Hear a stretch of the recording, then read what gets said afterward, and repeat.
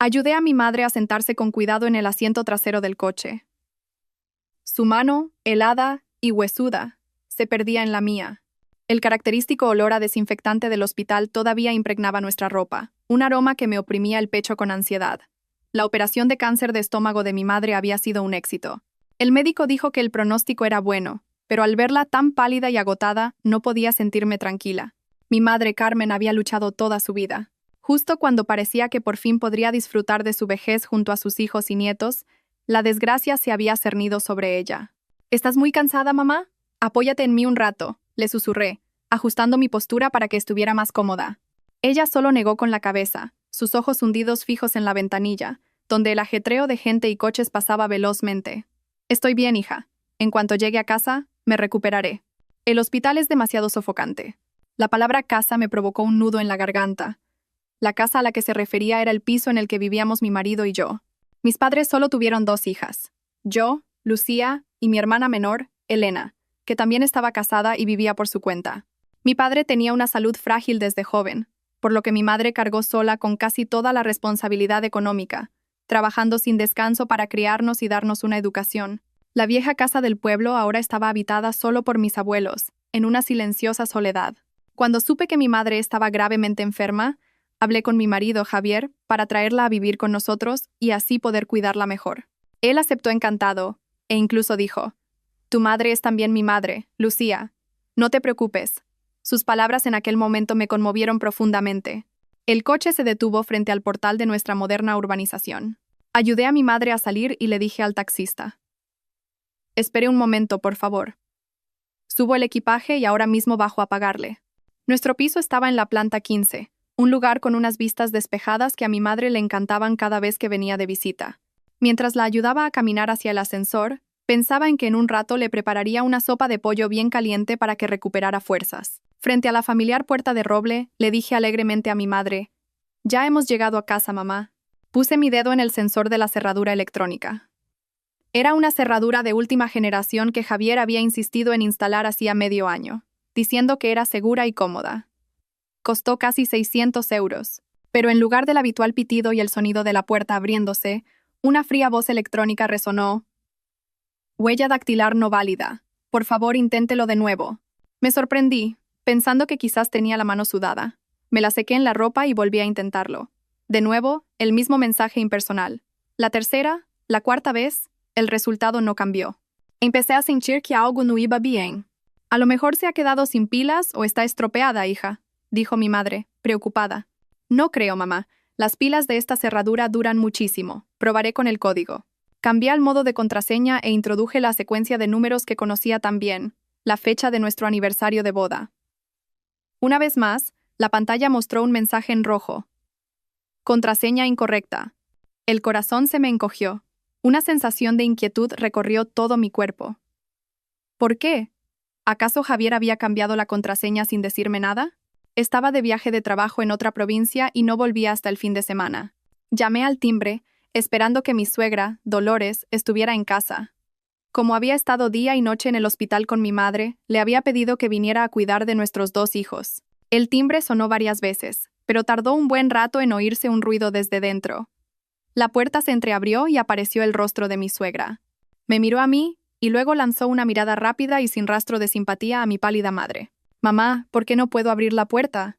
¿Le pasa algo a la cerradura?», pregunté apresuradamente. Dolores no respondió a mi pregunta. Miró directamente a mi madre y dijo con voz seca: «Buenas tardes, Carmen». Luego, se volvió hacia mí y soltó una frase que me cayó como un rayo: «¿Quién te ha dado permiso para traerla aquí?». Me quedé petrificada, sin poder creer lo que oía.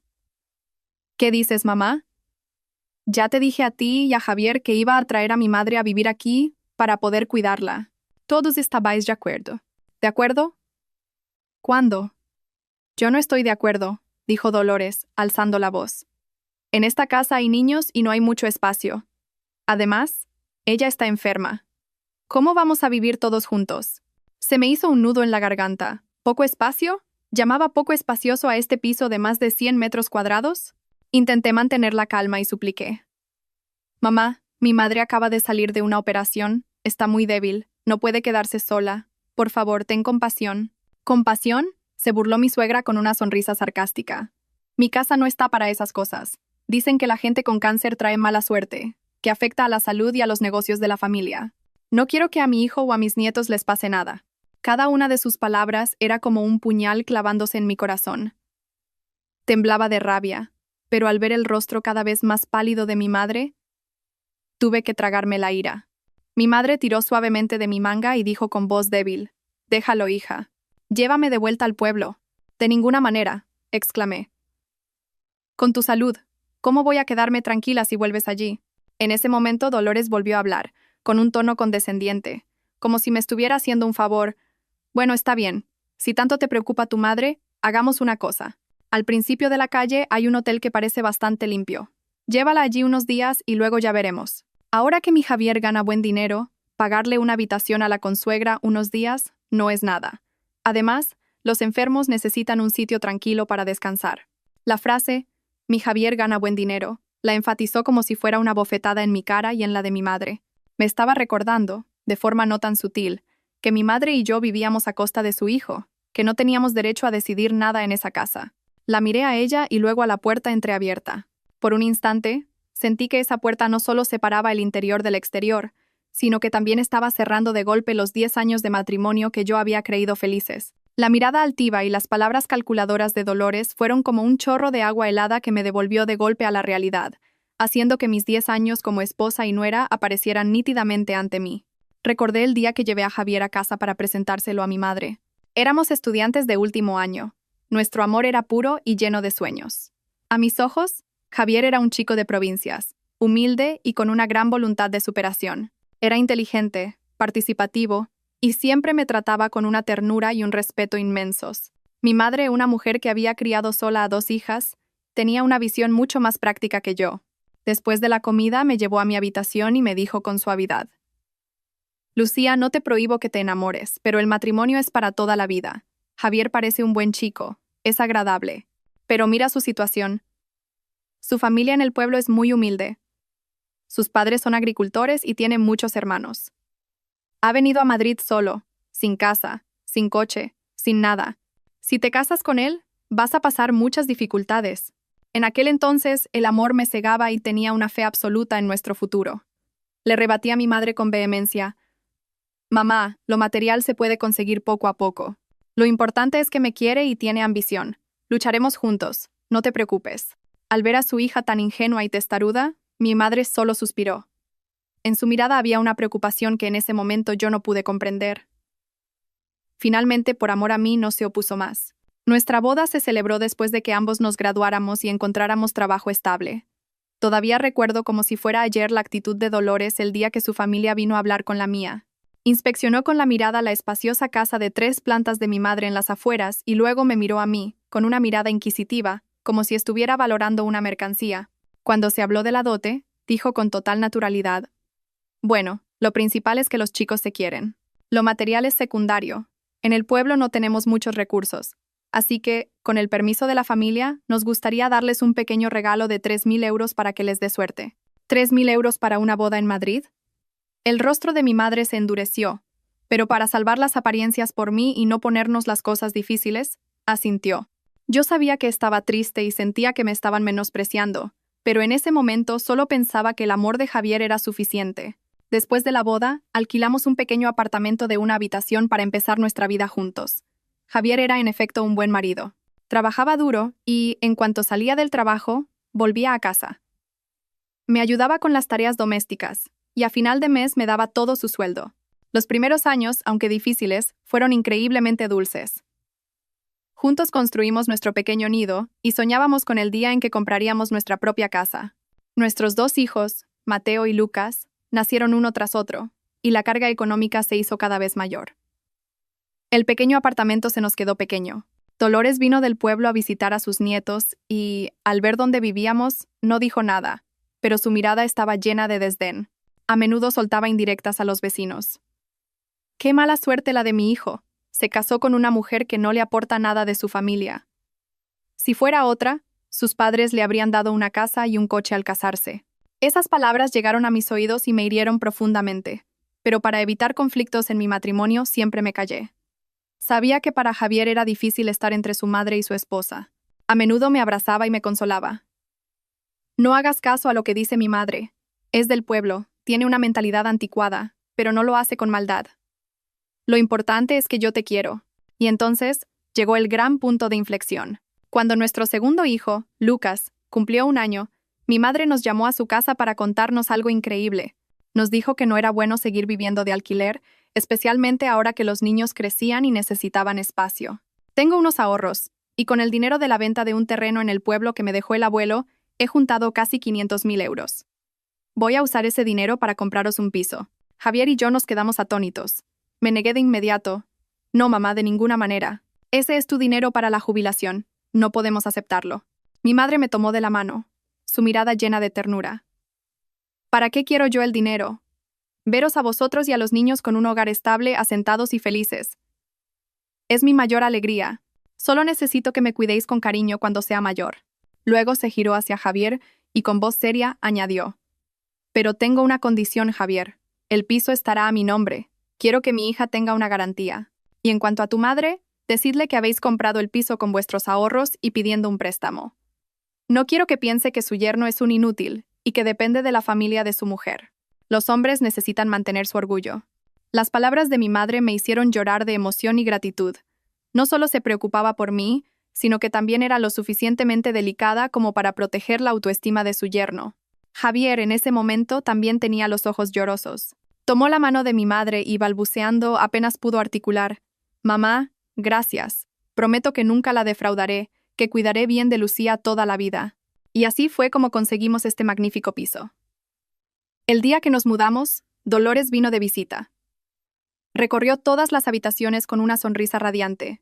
Le dio una palmada en el hombro a Javier y dijo con orgullo a todo el mundo: ¿Veis? Ya lo decía yo. Mi hijo es un triunfador. En pocos años, ya se ha comprado un piso en Madrid. No fue en vano todo mi esfuerzo para criarlo.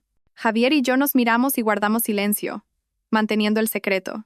Le habíamos mentido diciendo que el piso lo había comprado él para proteger su orgullo ante ella, para que pudiera presumir ante sus familiares y vecinos. ¿Quién me iba a decir que esa mentira piadosa de mi madre se convertiría ahora en el arma que mi suegra usaría para maltratar a la mismísima benefactora de su hijo? Ella, por supuesto, consideraba que esta era la propiedad de su hijo, y que tenía todo el derecho a decidir sobre ella, incluso el derecho a echar a mi propia madre por la puerta. La ira me subió por la garganta. El pasado y el presente se entrelazaron, revelando una verdad cruda y dolorosa hasta el extremo. El amargo torrente de recuerdos se detuvo, devolviéndome bruscamente a la cruel realidad que tenía delante. Mi madre, Carmen, tras un momento de estupefacción ante las palabras de su consuegra, entendió lo que pasaba. Tiró de mi brazo, temblando, y su voz se quebró. Lucía, hija, déjalo. No les causes problemas a ti y a los niños. Llama a tu hermana Elena que venga a buscarme. Puedo quedarme en su casa unos días. Ver su expresión de resignación y sus ojos llenos de lágrimas me partió el alma. Había sacrificado toda su vida por nosotras, sin vivir un solo día para sí misma. Y ahora, gravemente enferma y necesitando un lugar donde apoyarse, era tratada como una mendiga que molestaba. La humillación y la furia estallaron dentro de mí. Me giré y miré fijamente a mi suegra, mi voz ya sin rastro de calma. Mamá, ¿cómo puedes decir cosas tan supersticiosas y crueles? ¿No piensas en los sentimientos de mi madre? Acaba de volver de entre los muertos. Dolores frunció los labios y se cruzó de brazos, con una actitud desafiante. ¿He dicho algo que no sea verdad? Más vale prevenir que curar. La salud de mi hijo y de mis nietos es lo más importante. Eres la nuera. Deberías pensar primero en la familia de tu marido, no estar siempre preocupándote por tu madre. La familia de mi marido. Mi madre es la persona que dio a luz y crió a la esposa de tu hijo. Es la abuela de tus nietos. Si la tratas así, ¿qué clase de educación piensas darles a mis hijos?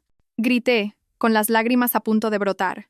¿Cómo los eduque es asunto mío?, respondió ella sin inmutarse. Y en cuanto a la cerradura, fui yo quien le dijo a Javier que la cambiara. También hice que borrara tu huella. A partir de ahora, esta casa la administro yo. Si quieres entrar o salir, tendrás que llamar al timbre. Y solo entrarás si yo te doy permiso. La verdad, al fin, fue revelada con un descaro absoluto. No solo impedía la entrada a mi madre, sino que quería arrebatarme mi propio derecho a ser dueña de mi casa. Quería convertirme en una inquilina en la misma casa que mi madre había comprado con su dinero.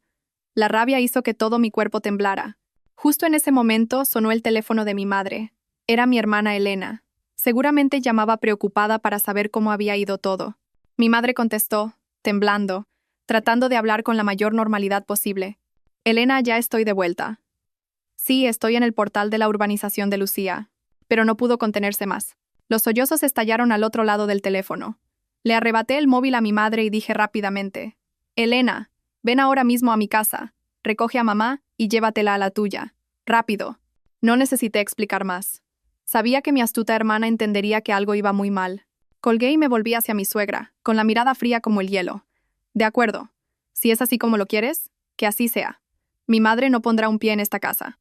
Pero recuerda muy bien lo que has hecho hoy. Ayudé a mi madre a darse la vuelta y a alejarse. Estaba tan débil que casi todo su peso recaía sobre mí. Sus pasos eran vacilantes, cada uno arrastrando una vida de amargura y sacrificio. La sombra de su espalda encorvada y delgada se proyectaba larga sobre el brillante suelo de mármol del portal. Una imagen dolorosamente contrastante. Sentadas en un banco de piedra esperando a Elena, mi madre no decía nada, solo lloraba en silencio. Sus lágrimas calientes rodaban por sus mejillas hundidas y caían sobre el dorso arrugado de mi mano. La abracé, acariciando su frágil espalda, pero ni yo misma sabía cómo consolarla. El resentimiento y la impotencia bullían en mi pecho. Odiaba la mezquindad de mi familia política y odiaba mi propia sumisión durante los últimos 10 años. Fue mi silencio, mi tolerancia, lo que les permitió volverse cada vez más abusivos, hasta el punto de no respetarnos ni a mí ni a mi familia. Apenas 15 minutos después, el coche de Elena apareció a toda velocidad. Al ver a nuestra madre llorando en el banco, su rostro se descompuso. Salió corriendo del coche y se abalanzó para abrazarla. «Mamá, ¿qué ha pasado? ¿Por qué estás aquí sentada? Lucía, ¿qué te ha hecho esa mujer?» Se volvió hacia mí, con los ojos encendidos de furia. Yo solo negué con la cabeza, tragándome las lágrimas. «Lleva a mamá a casa primero. Está muy cansada». Elena ayudó a nuestra madre a subir al coche. Antes de entrar, se giró hacia mí, su voz firme como el acero. «¿Y tú qué piensas hacer? ¿Vas a dejar que nos sigan pisoteando así para siempre?» La pregunta de Elena fue como un cuchillo que se retorcía en mi herida. Me quedé paralizada, viendo cómo su coche se alejaba, llevándose a mi madre y lo que quedaba de mi dignidad. ¿Qué debía hacer? ¿Volver a esa casa? ¿Enfrentarme a esa suegra cruel y esperar a que mi cobarde marido regresara para oírle justificar a su madre? No, no podía soportarlo más. Hoy, todo tenía que resolverse, de una vez por todas. Con ese pensamiento, respiré hondo. Me di la vuelta y caminé decidida hacia el ascensor. Regresé al piso con un estado de ánimo completamente diferente. Ya no había confusión ni súplicas. Dentro de mí solo había frialdad y determinación. Llamé al timbre y, como la vez anterior, Dolores tardó un rato en abrir, con el rostro todavía lleno de una arrogancia victoriosa. «¿Qué? ¿Ya te la has llevado? Así me gusta. Entra». Lo dijo y se dio la vuelta con indiferencia para sentarse en el sofá a ver la televisión, como si no hubiera pasado nada. Mis 2 hijos, Mateo de 7 años y Lucas de 5, corrieron a abrazarme en cuanto me vieron. Ver sus sonrisas inocentes me encogió el corazón. ¿Qué culpa tenían ellos? Los llevé a su habitación, los entretuve con sus juguetes y luego volví al salón. Me planté frente a mi suegra, mi voz desprovista de emoción. «Mamá, quiero preguntarte una última vez, ¿por qué cambiaste la cerradura?» Dolores me lanzó una mirada, sin soltar el mando de la televisión. «Ya te lo he dicho. No me gusta tener gente enferma en esta casa. Trae mala suerte. Además, soy tu suegra. Tengo derecho». ¿Derecho? ¿Quién te ha dado ese derecho? Esta casa. Estuve a punto de revelar la verdad, pero me contuve. Aún no era el momento. Necesitaba hablar primero con Javier. ¿Javier sabe esto? Lo sepa o no, ¿qué más da? Es mi hijo. ¿Acaso va a escuchar a su mujer antes que a su madre? Se burló ella. No dije nada más. Discutir con alguien que ha perdido la razón es inútil. Fui en silencio a la cocina. Ordené un poco y preparé la cena. Esa noche, la cena fue tan pesada como un funeral. Solo se oía el parloteo de los niños. Mi suegra y yo no cruzamos una sola palabra. Tarde, por la noche, Javier llamó. Contesté, tratando de mantener un tono normal. «Cariño, ¿ha llegado ya tu madre? ¿Está bien?» «Ha llegado, pero no a nuestra casa», respondí con una voz gélida. Hubo un silencio al otro lado de la línea. Javier pareció intuir algo. «¿Qué ha pasado, Lucía? ¿Mi madre ha vuelto a decir algo desagradable?» «Cuando vuelvas, hablamos. No quiero hablar de esto por teléfono». Dicho esto, colgué. Conociendo a Javier, sabía que cogería un coche de inmediato para volver esa misma noche.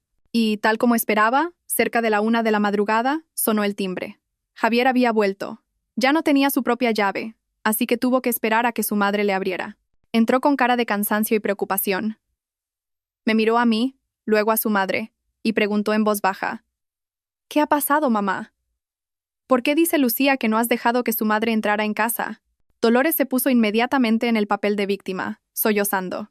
«Hijo, mira, apenas te vas un día y ya me está maltratando. Solo le dije que la casa era pequeña y que, como su madre estaba enferma, sería mejor llevarla a un hotel para que estuviera más tranquila.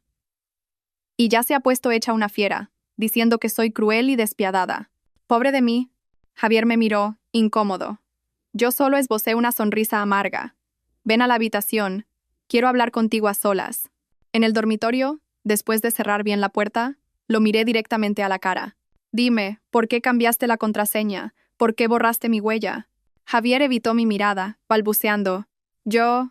No me digas que no lo sabías. Tu madre ya me ha dicho que fue ella quien te lo pidió. Solo quiero oír una explicación de tu propia boca». Finalmente, Javier lo admitió. Bajó la cabeza, su voz apenas un susurro. «Lo siento. Mi madre dice que tener a alguien con cáncer en casa es malo para el Feng Shui, que afecta a mi salud, a mi trabajo y al de los niños. Insistió en que cambiara la cerradura, que si no, se volvía al pueblo inmediatamente». Yo estaba entre la espada y la pared. ¿Entre la espada y la pared? Estallé en una risa amarga. ¿Te sientes entre la espada y la pared al tener que elegir entre una madre supersticiosa e irracional y tu esposa y tu suegra, la mujer que lo ha dado todo por ti y por esta familia? Javier, ¿todavía tienes algo de humanidad? Mi madre acaba de someterse a una operación. Necesita cuidados, necesita a su familia cerca. ¿Y tienes el corazón de tratarla así? Sé que he hecho mal, dijo Javier mesándose el pelo. Pero ya conoces a mi madre. Es una mujer de pueblo, con una mentalidad cerrada. ¿No puedes ser un poco más tolerante con ella? Mañana mismo iré a casa de Elena a buscar a tu madre. Hablaré de nuevo con la mía. Llevo 10 años siendo tolerante, Javier. He sido tan tolerante que la gente se ha subido a mi cabeza. Grité, desesperada. Y tú, no vuelvas a usar la excusa de que es una mujer de pueblo para justificar el egoísmo y la crueldad de tu madre. Y, sobre todo, para justificar tu propia cobardía y falta de lealtad. ¿Recuerdas hace un año, cuando te diagnosticaron cáncer de pulmón en fase inicial? Mi pregunta dejó a Javier helado. Su rostro se puso pálido. Balbuceó. ¿Por qué sacas eso ahora? ¿Te lo recordaré? ¿Quién pidió una excedencia de un mes sin sueldo para quedarse en el hospital cuidándote? ¿Quién recorrió cielo y tierra buscando a los mejores médicos para ti? ¿Quién pasó noches en vela preocupada por ti? Fue mi madre, Javier. Mi madre te trató como a un hijo. Y hoy, ¿cómo le habéis pagado tú y tu madre? Echándola a la calle como a una pordiosera. ¿Tenéis conciencia? Las lágrimas corrían por mis mejillas. El dolor y la decepción habían llegado a su punto máximo. Javier se quedó inmóvil, como una estatua, sin poder decir una palabra.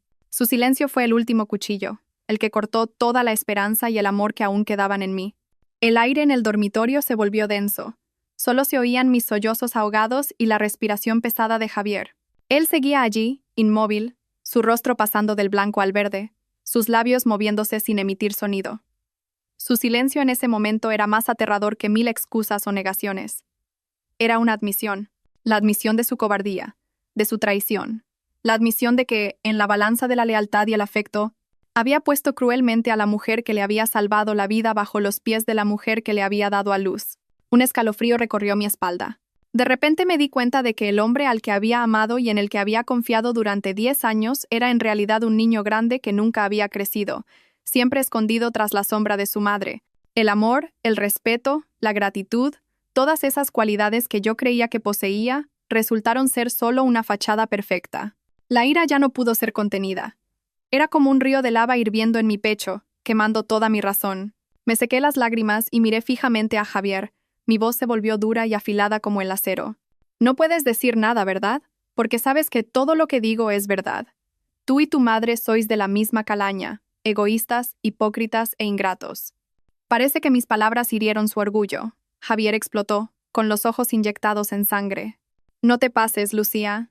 Mi madre, al fin y al cabo, es mi madre. Es una persona mayor. ¿No puedes respetarla un poco? ¿Respeto? Me reí a carcajadas. Una risa amarga y enloquecida.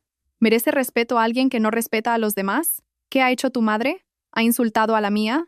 La ha echado de casa cuando estaba gravemente enferma. Y tú, mi marido, la has ayudado a hacerlo. ¿Y me exiges respeto? ¡Qué ridículo! No fue mi intención. Solo quería evitar problemas en la familia, gritó Javier defendiéndose. ¿Familia? Repetí, palabra por palabra, sintiendo como si estuviera escuchando el chiste más absurdo del mundo. ¿Qué clase de familia estáis intentando construir tú y tu madre?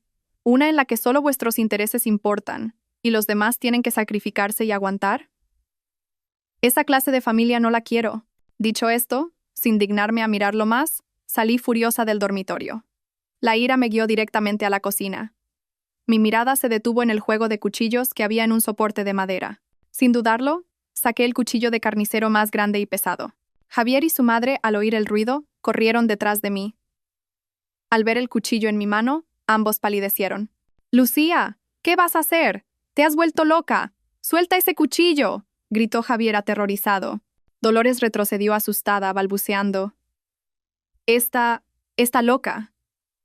¿Vas a matar a alguien?» «¡Socorro! ¡Que alguien me ayude!». Ignoré sus gritos. Mis ojos estaban fijos en una sola cosa. La cerradura electrónica de color bronce que permanecía silenciosa en la puerta. Ese objeto inanimado de 600 euros era el símbolo de la humillación que había sufrido hoy.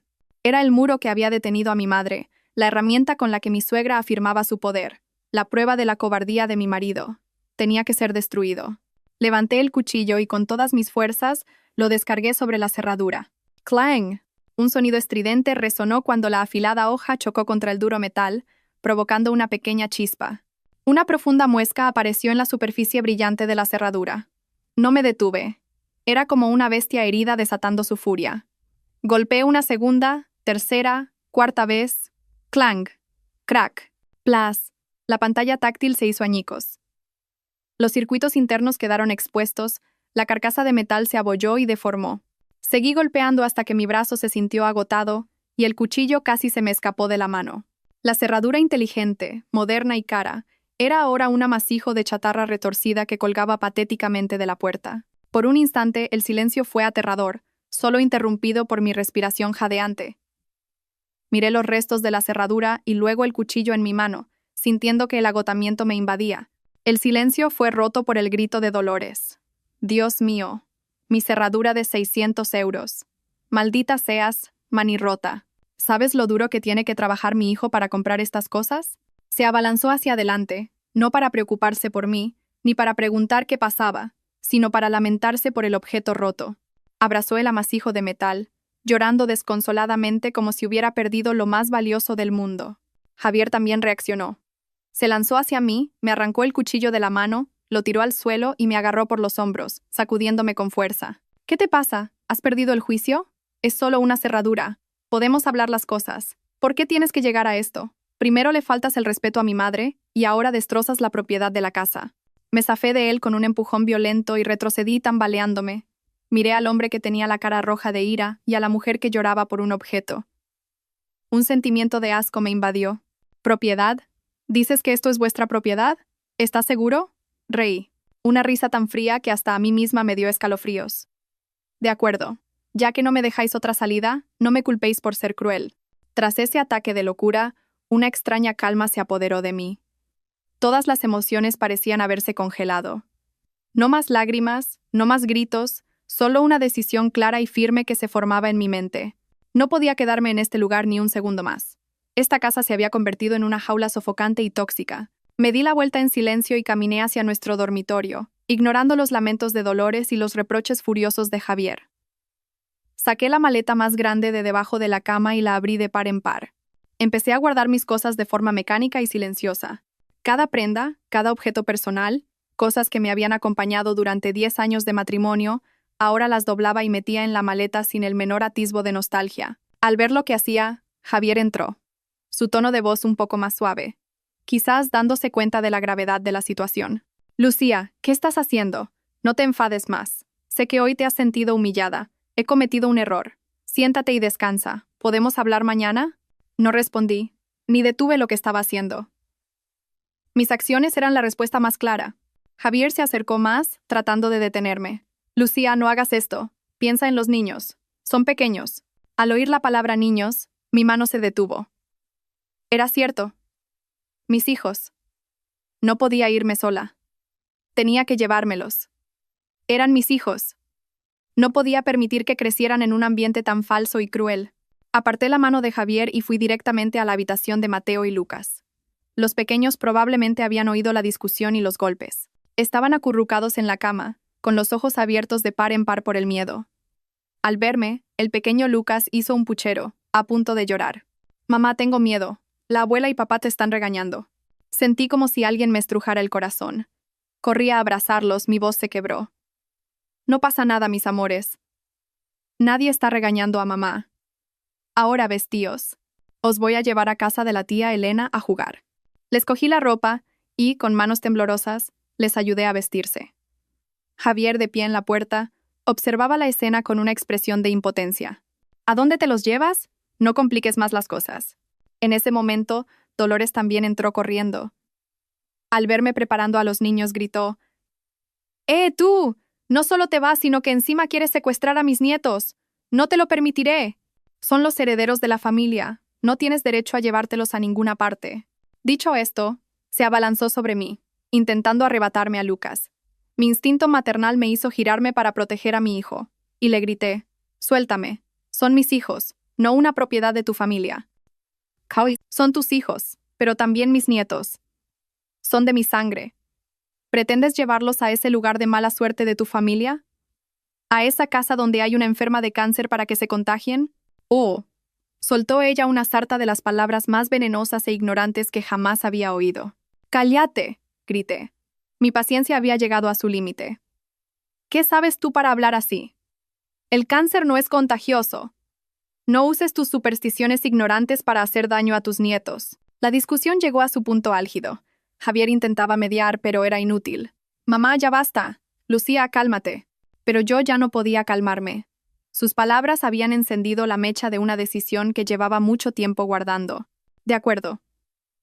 Si tanto miedo tenéis a la mala suerte y a la enfermedad, os contaré un secreto. Un secreto que deberíais haber sabido hace mucho tiempo. Tomé a Lucas en brazos y puse a Mateo a mi lado. Miré fijamente a mi suegra y luego a Javier, que se puso pálido ante mi premonición. Respiré hondo y mi voz resonó clara y firme en la caótica habitación. Dices que tienes miedo de que una persona con cáncer traiga mala suerte a esta familia, ¿verdad? Comencé, mi voz tan fría que hasta yo me sorprendí. Javier y Dolores se callaron, mirándome sin entender qué pretendía. Esbocé una sonrisa sin alegría. Pues tengo que darte una noticia, suegra. Esta familia, desde hace más de un año, ya tiene a alguien que trajo esa mala suerte a casa. Y esa persona no es mi madre. Dolores frunció el ceño, confundida. ¿Qué dices? No digas tonterías. Mi mirada se clavó en el hombre que estaba petrificado en la puerta. Javier, ¿lo dices tú o lo digo yo? Javier tembló, mirándome con ojos suplicantes. Lucía, te lo pido, ¿no? ¿No? ¿Por qué no?, repliqué. La última pizca de compasión que sentía por él se había desvanecido. Cuando tú y tu madre tratasteis a mi madre con crueldad, ¿por qué no pensaste en un no? Cuando borraste mi huella, cambiaste la contraseña y me convertiste en una extraña en mi propia casa, ¿pensaste que llegaría este día? No le di la oportunidad de responder. Me volví hacia mi suegra, que seguía sin entender nada. Dije, palabra por palabra, clara y contundente, como si estuviera dictando sentencia sobre su hipocresía. Hace un año, tu precioso hijo, mi marido, Javier, fue a una revisión médica y le encontraron un tumor en el pulmón. La biopsia confirmó que era cáncer de pulmón en fase inicial. ¿Qué? Dolores soltó un grito desgarrador. Sus ojos se abrieron como platos. Se tambaleó y tuvo que apoyarse en la cama para no caer. Mientes. Mi Javier está sano como una manzana. ¿Cómo va a tener esa maldita enfermedad? Estás calumniando a mi hijo. ¿Qué miento? Reí con amargura. Pregúntale a tu hijo si miento. Pregúntale si te ocultó la verdad, diciéndote que solo era una neumonía grave que requería cirugía. Pregúntale quién estuvo a su lado en el hospital durante un mes, cuidándolo día y noche. Hice una pausa para que la verdad penetrara en su mente obtusa. No fuiste tú, ni tampoco fui yo, porque en ese momento yo tenía que trabajar para ganar dinero y cuidar de los niños. La persona que pidió una excedencia sin sueldo de un mes, la que se preocupó por cada una de sus comidas y sus horas de sueño, la que le lavó la ropa, limpió todo y se consumió de la preocupación, fue mi madre. La misma persona a la que hoy has llamado fuente de mala suerte y has echado de esta casa. La cruda verdad quedó expuesta, y un silencio asfixiante se apoderó de la habitación. Dolores me miró a mí y luego a su hijo. Su expresión pasó del asombro al pánico, y finalmente al colapso total. Señaló a Javier temblando. «Javier, ¿es verdad lo que dice? ¿Tú? ¿Estás enfermo?» Javier no se atrevió a mirar a su madre a los ojos. Bajó la cabeza, sus anchos hombros temblando. Su silencio fue la confesión más rotunda. «Dios mío, ¿por qué? ¿Por qué me lo ocultaste?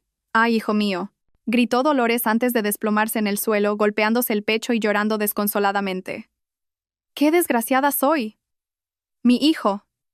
Mala suerte. Es verdad que trae mala suerte». Pero incluso en su pánico, no pronunció ni una palabra de gratitud hacia mi madre, ni mostró el más mínimo arrepentimiento por sus acciones. Solo lloraba por su hijo, por su propio destino. El egoísmo estaba grabado en su sangre. Miré a madre e hijo, uno derrumbado por la verdad, la otra llorando por su suerte, y no sentí nada más que desprecio. ¿Ahora lo entiendes? Vuestra hipocresía ha quedado al descubierto. ¿Con qué derecho habláis de mala suerte y enfermedad? ¿Con qué derecho tratáis así a vuestros benefactores? No quise presenciar más tiempo esa patética escena. Tomé a Lucas en brazos y agarré con fuerza la mano de Mateo. «Vámonos, hijos». Pasé junto a Javier, que seguía paralizado, y junto a Dolores, que lloraba en el suelo. Esta vez, nadie se atrevió a detenerme. Ya no tenían el derecho. Mi espalda recta y las de mis dos hijos se recortaron en el umbral de la puerta, dejando atrás toda la falsedad, el egoísmo y la crueldad. Aquella noche, rompí la cerradura de la puerta, y con ella, la jaula que me había aprisionado durante 10 años. El taxi nos llevó a los tres a través de la noche silenciosa de Madrid. Los niños se habían quedado dormidos en mis brazos, agotados por un día de tantas emociones. Apoyé la cabeza en la fría ventanilla, viendo cómo las luces de la calle se difuminaban a través de mis lágrimas. Había llamado a Elena para decirle que me quedaría con ella y los niños unos días. Su voz sonaba preocupada, pero no hizo preguntas. Solo me dijo que tuviera cuidado en el camino. Llegamos a su casa cerca de las 3 de la madrugada. Ella y su marido, Marcos, ya nos esperaban en la puerta. Al verme en ese estado tan lamentable, con los niños en brazos, Elena corrió a ayudarme con Lucas, mientras Marcos cogía a Mateo. «Entra, hermana. Fuera hace frío». La casa de Elena no era tan grande como mi piso, pero era increíblemente acogedora.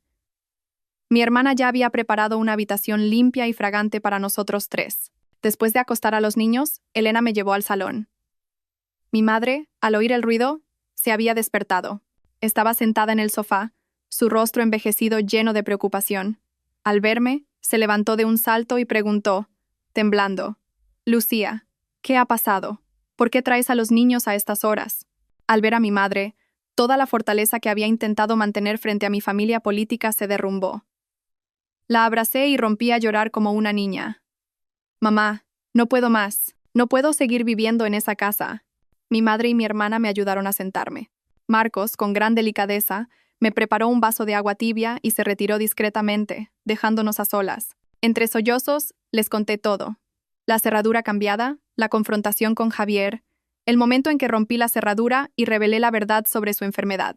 Al oírlo, tanto mi madre como Elena se quedaron horrorizadas. Mi madre lloraba en silencio, dolida por mí y por sus nietos. Elena, en cambio, estaba tan furiosa que su cara se puso roja y apretó los puños. No podía creer que existiera gente tan desagradecida y traicionera. 10 años aguantando ya es suficiente, exclamó Elena golpeando la mesa.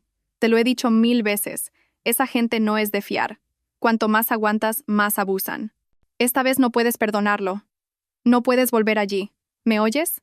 La determinación de mi hermana me dio fuerzas. Pero entonces miré a mi madre, sintiéndome culpable. Pero, mamá, se suponía que debía cuidarte, y ahora... Mi madre me tomó la mano y negó con la cabeza. No te preocupes por mí. Estoy bien aquí con Elena y Marcos. Solo me preocupáis tú y los niños. ¿Qué piensas hacer? En ese momento mi padre salió de su habitación. Seguramente nuestra conversación lo había despertado. Es un hombre tranquilo, cuyo único deseo en la vida es que sus hijas vivan en paz. Al escuchar la historia, suspiró con tristeza. «Hijas mías», dijo lentamente, «todo tiene solución. En un matrimonio siempre hay discusiones. Javier es un buen chico, solo que está en una situación difícil entre su madre y su esposa. Mañana lo llamaré para hablar con él, para aconsejarle. Lucía, Tú también deberías calmarte y pensar en los niños. Cuando una familia se rompe, los que más sufren son ellos. El consejo de mi padre me hizo dudar. Lo que decía era cierto, era la forma de pensar de una generación que siempre priorizaba la armonía familiar.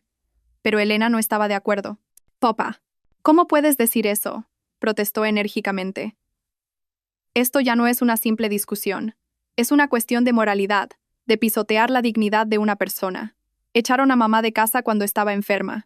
Trataron a mi hermana como a una sirvienta. Lucía ya ha aguantado demasiado. ¿Volver para seguir sufriendo? ¿Para que los niños crezcan en una familia donde su abuela y su padre desprecian a su madre y a su abuela materna? Eso sí que es hacerles daño. Cada palabra de Elena fue como un martillo que destrozó mis últimas dudas. Tenía razón. No podía seguir viviendo sin respeto, sin humanidad, solo por mantener las apariencias de una familia.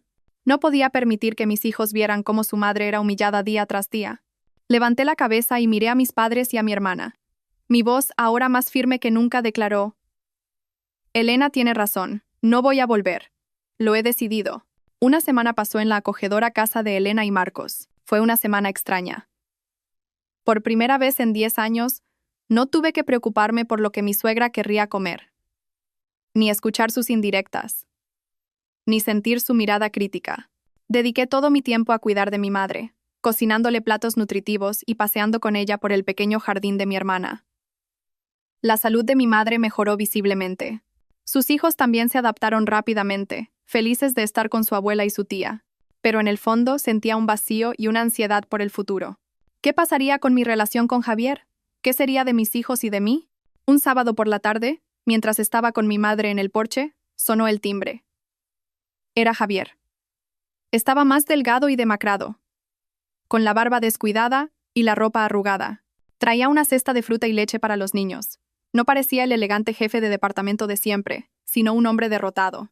Al ver a mi madre bajó la cabeza. Buenas tardes, Carmen.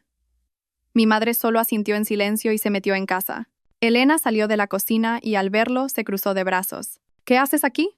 He venido a ver a Lucía y a los niños, balbuceó Javier. Quiero hablar con ella. Miré a Elena y asentí. Necesitábamos tener una conversación clara. Me senté frente a él. ¿Cómo estáis tú y los niños?, preguntó con voz cansada. Muy bien, respondí secamente. Hubo un silencio. Lucía, sé que me he equivocado. Lo siento. No debería haber escuchado a mi madre. He sido un cobarde. No quiero perderos. Sus disculpas sonaban forzadas, huecas.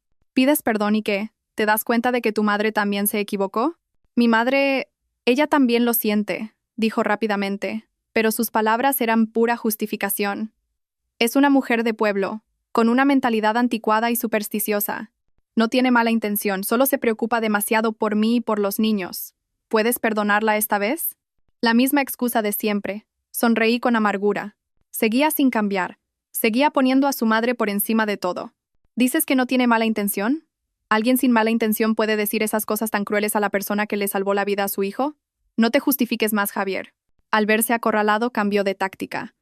De acuerdo, dejemos eso a un lado. Pero, ¿y los niños? La semana que viene empiezan el colegio. Tienen todos sus libros y uniformes en casa. No puedes dejar que pierdan clase. Piensa en su futuro. Ese fue un golpe bajo, y él lo sabía. Podía ignorar todo lo demás, pero no el futuro de mis hijos. Me quedé en silencio, confundida. Al verme dudar, insistió. Vuelve a casa, Lucía. Te prometo que esto no volverá a pasar. Hablaré seriamente con mi madre. Cambiaré la cerradura, te daré las llaves y la contraseña. La casa es tuya, de los niños. Vuelve a casa conmigo. La casa es mía, repetí sus palabras. Una idea cruzó mi mente, pero la deseché. Todavía no era el momento. La visita de Javier sembró la duda en mi familia. Esa noche mi padre volvió a insistir.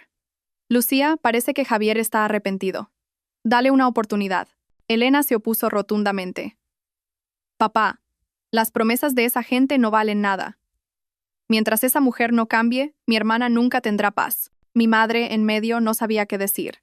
Me querían, pero temían que mi familia se rompiera. Las palabras de mis padres, sumadas a la presión del colegio de los niños, me hicieron reconsiderarlo. Quizás debía darle una última oportunidad. Si no cumplía su promesa, me iría sin remordimientos. A la mañana siguiente, tomé mi decisión. Volvería. Elena me miró decepcionada, pero no dijo nada. Conocía mi terquedad. Cuando volvimos al piso, nos esperaba una escena sorprendente. Dolores estaba en la puerta, con una sonrisa forzada. Se acercó a mí y me tomó las manos. Hija mía, qué bien que has vuelto. Estaba tan preocupada. Sé que me equivoqué. Soy una vieja tonta. Perdóname, por favor. Si hubiera sido la Lucía de una semana atrás, quizás me habría conmovido. Pero ahora solo veía una actuación torpe y ridícula. Sobre la mesa había un banquete con todos mis platos favoritos. La cerradura había sido reemplazada por una normal. La cena transcurrió en una falsa armonía. Javier no paraba de servirme comida y contar chistes. Dolores mimaba a los nietos. Parecíamos la familia perfecta, pero yo sabía que bajo esa fachada había grietas que nunca podrían repararse. Sabía que se avecinaba una tormenta mucho más fuerte. La paz duró poco. Los primeros días, Dolores realmente pareció cambiar. Se volvió atenta y servicial. Javier también actuaba como un marido modélico. Me entregó un juego de llaves nuevo, diciendo solemnemente: «A partir de ahora, tú eres la dueña de esta casa». Pero yo sentía que caminaba sobre hielo fino. Sabía que la naturaleza de una persona no cambia de la noche a la mañana, y tenía razón. Una tarde, Dolores me llamó a su habitación. Cerró la puerta y con un tono confidencial empezó a hablar. «Lucía, he estado pensando mucho. Me siento muy culpable por lo que le hice a tu madre. Por cierto, ¿cómo está? El tratamiento para esa enfermedad es carísimo, y a menudo es solo para alargar un poco la vida. El dinero se va y la persona no se salva». ¡Qué destino! Poco a poco entendí su intención. «Hija, no te enfades por lo que voy a decir. Lo hago por vuestro futuro. En lugar de gastar tanto dinero en algo sin esperanza, ¿por qué no le dices a tu madre que vuelva al pueblo y pruebe con remedios naturales? Así os ahorráis ese dineral. Tienes que pensar a largo plazo. Ese dinero deberías guardarlo para cuidar de Javier, que es el pilar de la familia, o para la educación de los niños». ¿No crees que tengo razón? Me quedé helada ante su crueldad y su cálculo descarado. No había ni rastro de arrepentimiento, solo un interés egoísta. Toda la bondad de mi madre hacia su hijo había sido olvidada. No quise discutir más. Me levanté, la miré a los ojos y dije con una voz gélida: «Gracias por su preocupación. Yo sé lo que tengo que hacer con mi madre». Salí de la habitación y cerré la puerta de un portazo, cerrando también la última puerta de esperanza que le había dado a esta familia. Desde ese día, mi trato hacia ella se limitó a lo estrictamente necesario. La ignoraba. Mi silencio y frialdad la incomodaban. Intentó provocarme criticando mi comida o mi forma de tender la ropa, pero yo no reaccionaba. Mi indiferencia era mi mejor arma. Incapaz de soportarlo, recurrió a su viejo truco: amenazar con volver al pueblo. Una noche, en cuanto Javier llegó, empezó su teatro. Se sentó en el sofá, con los ojos rojos, fingiendo llorar. «Pobre de mí, soy una carga para todos. Déjame volver al pueblo, hijo. Déjame volver a mi huerto y a mi paz». Javier se giró hacia mí, con reproche. «¿Qué le has hecho ahora a mi madre? ¿No puedes ser más tolerante?» Yo, desde la cocina, solo sonreí con desdén. Mi silencio lo enfureció más. Dolores, envalentonada, se levantó y empezó a meter ropa en una bolsa vieja. «Me voy ahora mismo. Este hijo mío ya no me respeta, prefiere a su mujer». Era una escena que había visto innumerables veces. Normalmente, Javier suplicaba y yo cedía. Pero esta vez fue diferente. Fui a mi habitación, saqué una maleta de viaje grande y nueva, y la puse sobre la cama. «Mamá, use esta maleta. La suya está muy vieja. Deje que le doble la ropa. Voy a mirarle un billete de autobús. A estas horas todavía hay coches cama. Le reservaré el mejor, para que duerma cómoda y mañana por la mañana ya esté en casa. Un cambio de aires le vendrá muy bien». Tanto Javier como Dolores se quedaron de piedra. El teatro de Dolores se había derrumbado. Se quedó paralizada, sin saber qué hacer. Si no se iba, perdía la cara. Si se iba, no quería hacerlo. Javier, furioso, me gritó: «Lucía, ya te has pasado. Estás echando a mi madre». «No estoy echando a nadie», respondí con una calma aterradora. «Estoy respetando su decisión. Ella quiere irse. Yo solo la ayudo». «¿O es que esperas que me arrodille y le suplique que se quede, como siempre?» Javier se quedó sin palabras. Dolores, atrapada en su propia mentira, era ahora una actriz cómica en su propio escenario. El silencio se apoderó de la habitación. Javier, incapaz de contenerse, explotó: «Eres una mujer desagradecida. Mi madre me crió, se sacrificó por mí, y ahora que tengo una casa y la traigo para cuidarla, ¿la tratas así? Desagradecida». Esas palabras fueron la chispa que encendió 10 años de frustración acumulada. Me levanté de un salto. «Repite eso, Javier. ¿Quién es el desagradecido aquí?» Durante 10 años, ¿cómo he tratado a tu madre? Le he servido en todo. He aguantado sus críticas, sus desprecios y sus supersticiones. Y todo por ti, por mantener esta familia. ¿Y qué he recibido a cambio? Que tú y tu madre os subáis a mi cabeza y echéis de casa a mi propia madre, a tu salvadora. Vosotros sois los que mordéis la mano que os da de comer. No es verdad, gritó él. Lo de tu madre fue un error de mi madre por ser mayor. Ya te pedí perdón. ¿Un error? Reí con amargura. Llamas error a la crueldad y al egoísmo. Te di una oportunidad, Javier. Volví aquí esperando que hubierais aprendido, pero tu madre sigue igual. Incluso me aconsejó que dejara de pagar el tratamiento de mi madre, y tú sigues ciegamente defendiéndola. Estoy agotada. No puedo seguir viviendo así. Respiré hondo, y con una voz vacía pero firme dije, divorciémonos. Las dos palabras cayeron como una bomba. Javier y Dolores se quedaron atónitos. ¿Qué has dicho?, balbuceó Javier. Divorcio, repetí. No puedo vivir con gente tan falsa e ingrata. Y una cosa más. Esta es mi casa. Os ruego que recojáis vuestras cosas y os vayáis. Esta última frase los sacó de su estupor. ¿Tu casa?, se burló Dolores. Descarada. Esta casa la compró mi hijo con su sudor. Tú eres una mantenida. Sí, no delires más, Lucía, añadió Javier con desprecio. Si quieres el divorcio, de acuerdo. Recoge tus cosas y vete. Los niños se quedan aquí. Mi casa no, ¿seguro?, dije con una sonrisa helada. Suegra, ¿estás segura de haber leído bien la escritura de esta casa? Fui al armario donde guardaba los documentos importantes. Saqué la carpeta y, en la parte superior, el certificado de propiedad. Lo abrí por la página del propietario y se lo mostré. Por favor, leed con atención quién es el propietario de este piso. Dolores entrecerró los ojos para leer. Su rostro victorioso se congeló. Luego se tornó pálido. Balbuceó el nombre en voz alta. Propietaria, doña Carmen García López. ¿Carmen García López? ¿Quién es?, tartamudeó. Javier, con la cara blanca como el papel, me arrebató el documento. Sabía perfectamente quién era. Carmen García López era el nombre de mi madre. ¿Cómo es posible?, preguntó, temblando. ¿Qué creías, Javier?, dije con una voz cargada de peso.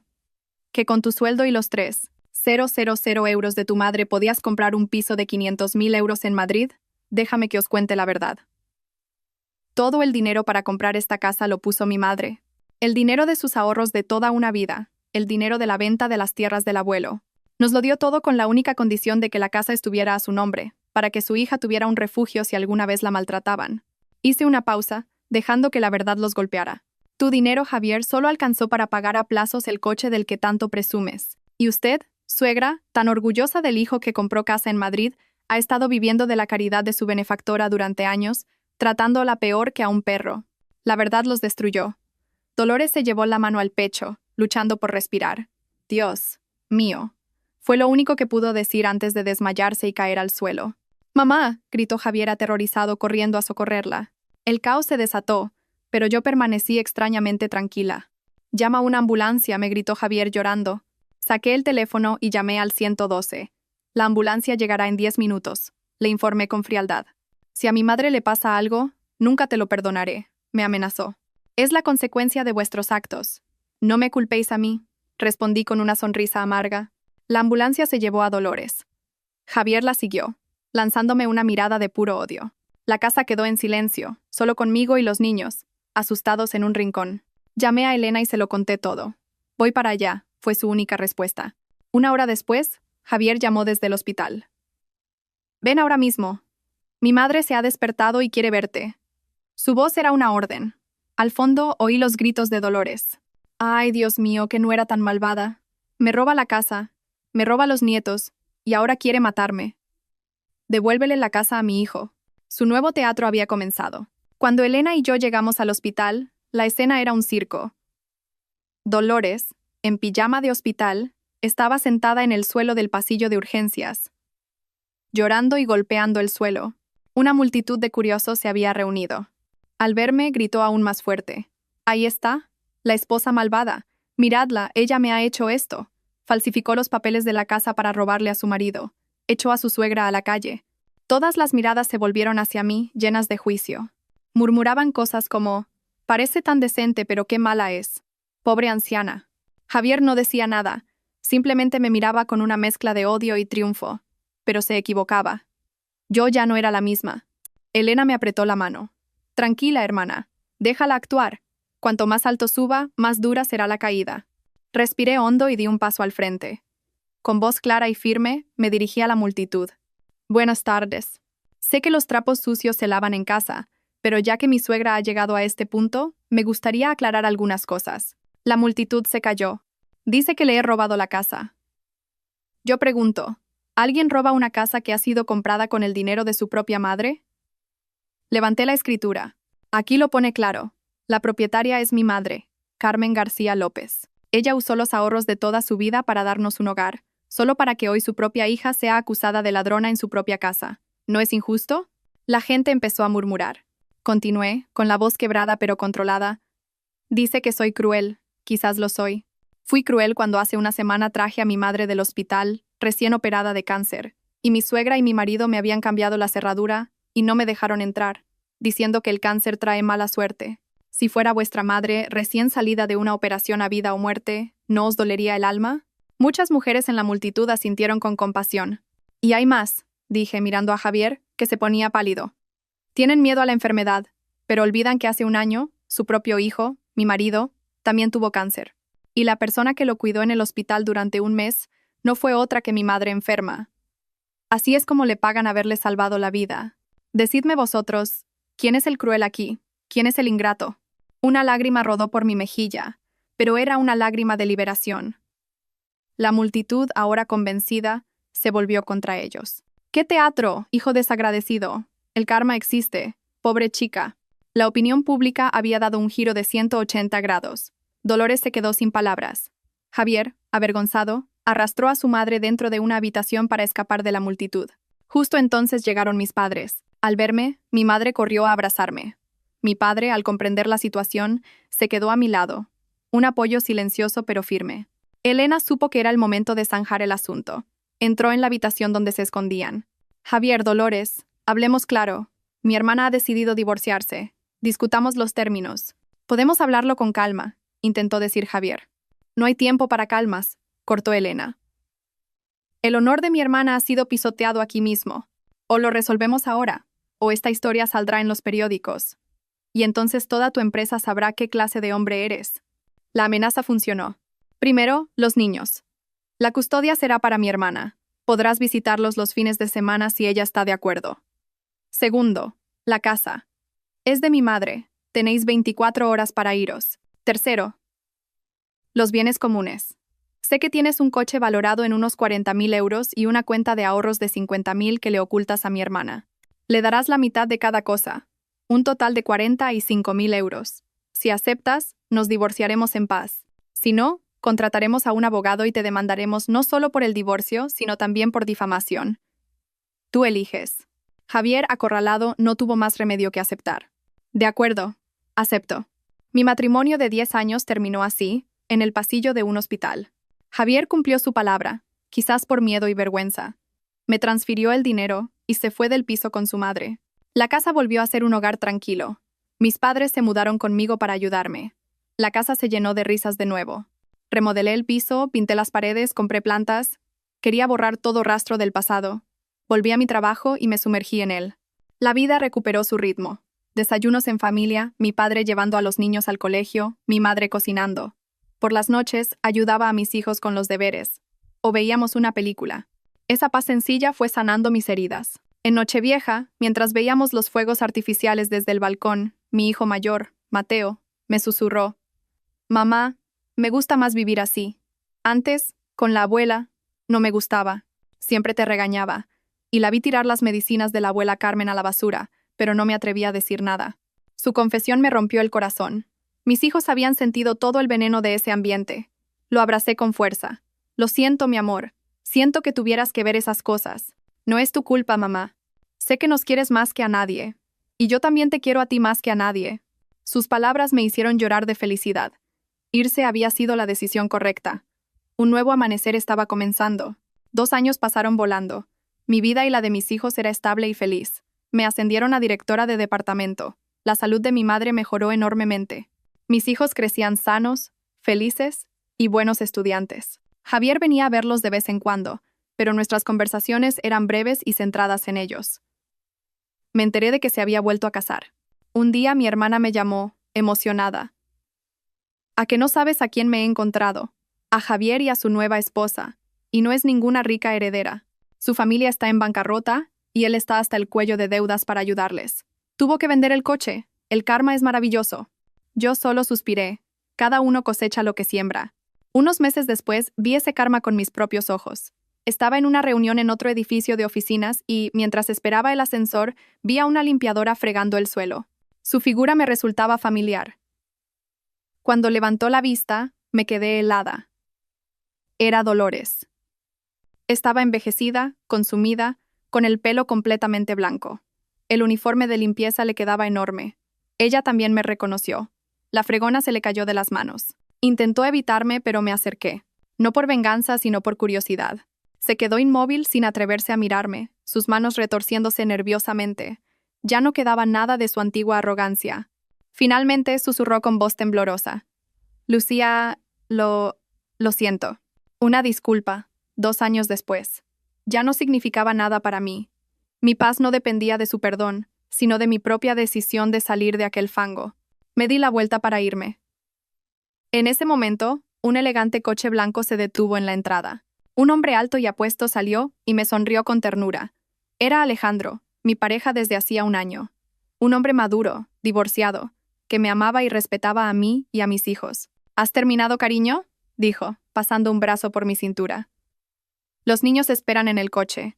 Les he comprado sus pasteles favoritos. Miró a Dolores brevemente, asintió educadamente y luego se volvió hacia mí. Vamos. Asentí, sin mirar atrás. Subí al coche, donde mis hijos me recibieron con gritos de alegría.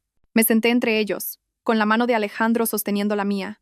El coche arrancó, dejando atrás el edificio y la figura encogida de mi ex-suegra, que se había derrumbado en el suelo, llorando. A través del espejo retrovisor, su imagen se desvaneció rápidamente. Miré hacia adelante, hacia el brillante atardecer que se extendía en el horizonte.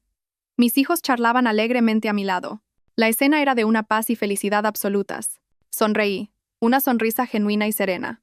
Dejar una relación tóxica no es un final, es un renacimiento. El nuevo amanecer de mi vida, por fin, acababa de empezar.